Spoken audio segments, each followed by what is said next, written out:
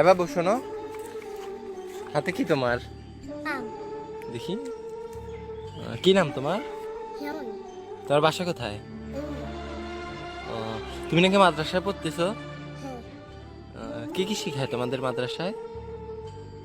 কালিমায়ে তৈয়বা, আচ্ছা বলো তো একটু শুনি। কালিমায়ে তৈয়বা, লা ইলাহা ইল্লাল্লাহু মুহাম্মাদুর রাসূলুল্লাহ। কালিমায়ে তৈয়বা অর্থ আল্লাহু তাআলা ব্যতীত ইবাদতের উপযুক্ত আর কোনো মাবুদ নাই।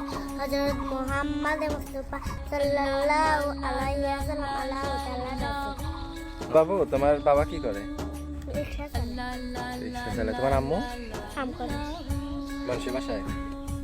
তো দেখেন, একজন রিকশা চালকের মেয়ে এবং ওর মা বাসায় কাজ করে খায়। ওনারা ওনাকে মাদ্রাসা শিক্ষা দিয়েছে। তো আপনারাও আপনাদের সন্তানদেরকে মাদ্রাসা শিক্ষা দিন, ইসলামের কথায় নয়।